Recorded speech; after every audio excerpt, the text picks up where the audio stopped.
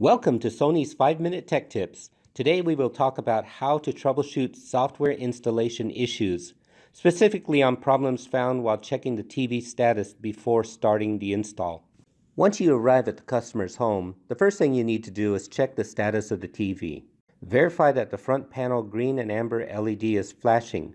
This means that the TV is ready for a software install. If the green and amber LED is not flashing, you need to fix what is causing the symptoms before you continue. One symptom you may notice when checking the status of the TV is that there is no power. You will see that the screen is black, the front panel LED is off, and there is no response from the remote control. The remote may have dead batteries. To remedy this symptom, you might try replacing the batteries on the remote and then trying to turn on the TV again. Or you can simply use the power button on the TV control panel to turn it on. If you still don't get a flashing green and amber LED, check if the power cord came loose. You may have to press the power adapter cable further into its socket until it clicks. If that doesn't work, you can try unplugging the AC power, removing the back cover, and reseating the bottom flexible flat cable between the DPS board and the main board. Another symptom you may notice when checking the status of the TV is that the TV has power but no picture. You will see the screen is black and the front panel LED is slowly flashing white. This is normal and indicates that the software is currently being installed. There's no need to remedy this symptom. However, you do not want to unplug the TV when the white front panel LED is flashing slowly. You may corrupt the software that way. Just allow 30 minutes for the install to finish. Another symptom you may notice is that the TV keeps rebooting. You will see that the screen is black and the front panel LED is steady white, but then turns off momentarily and keeps repeatedly rebooting on its own. This is commonly known as boot loop.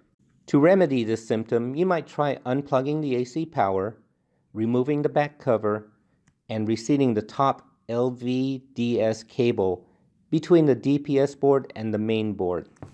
Another symptom you may notice is a TV with sound but no picture. You will see that the screen is black and the front panel LED is steady white, but you can still hear the audio. Make sure you have waited at least 20 seconds after pressing the home button on the remote control before pressing the up and down buttons to confirm that the menu has sounds. To remedy this symptom, you might try pressing and holding the power button on the TV for at least 10 seconds. The TV should reboot to a flashing green and amber LED. Or you might also try unplugging the power, waiting for at least 20 seconds, then plugging the power back in. The TV should reboot to a flashing green and amber LED. If you still have sound but no picture, try unplugging the power, removing the back cover, and reseating the flexible flat cable between the LD board and the DPS board. If the problem persists, perform the How to Install the Bootloader procedures, which is included in the Software Install After Mainboard Replacement Technical Training Guide. If the bootloader procedure fails, you probably downloaded the wrong software. Simply re-download the software from the reference library. Another symptom you may notice is that the TV displays color test patterns. You will see that the screen flashes the color test patterns and the front panel LED is steady white. To remedy this symptom, you might try unplugging the AC power, removing the back cover, and reseating both LVDS cables between the DPS board and the TCON board. Another symptom you may notice when checking the status of the TV is that the TV will have a picture but no sound. You will see that the screen displays a TV channel and the front panel LED is steady white, but you will hear no sound from the TV or its menu screens. To fix the sound problem, you can try unplugging the AC power, removing the back cover, and reseating the audio connector on the bottom left corner of the DPS board.